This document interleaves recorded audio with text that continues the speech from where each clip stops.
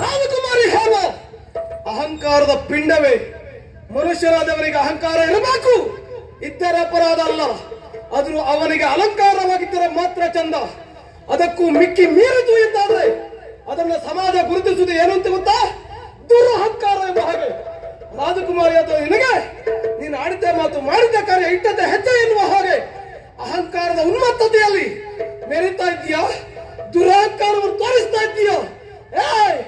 ಮೊನ್ನೆ ದಿವಸ ನಾನು ನಿನಗೆ ಉಪಕಾರ ಮಾಡಿದೆ. ನಿನಗಾಗುವಂತ ಅಪಾಯವನ್ನು ತಪ್ಪಿಸುವುದಕ್ಕೆ ಬೇಕಾಗಿ, ನಿನ್ನ ಕೈ ಮುಟ್ಟಿದ್ದಕ್ಕೆ ಬೇಕಾಗಿ ನನ್ನ ಕೆನ್ನೆ ನೀನು ಹೊಡೆದೆ ಅಲ್ಲ. ನನ್ನ ವಿಷಯ ನಿನಗೆ ಗೊತ್ತಿಲ್ಲ. ನಾನಾಗಿ ಮತ್ತೊಬ್ಬರ ತಂಟೆಗೆ ಹೋಗುವುದಿಲ್ಲ. ನನ್ನ ತಂಟೆಗೆ ಬಂದವರನ್ನು ಬಿಟ್ಟಂತ ಇತಿಹಾಸವಿಲ್ಲ. ನಾನು ಕೊಟ್ಟದನ್ನು ಯಾವತ್ತೂ ಇಟ್ಟುಕೊಳ್ಳುವುದಿಲ್ಲವೇ?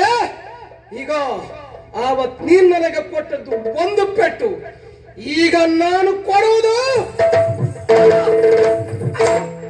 ಜೀವನ ಜೋಕಾಲಿ, ದೇವನ ಸುವಾಲಿ.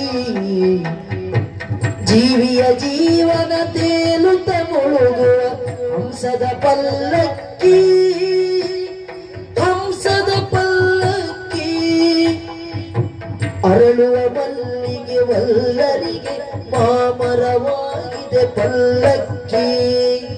ಹರಿಯುವ ನದಿಯ ಜೀವನಕ್ಕೆ ಶರದಿಯ ಮಡಿಲೆ ಪಲ್ಲಕ್ಕಿ.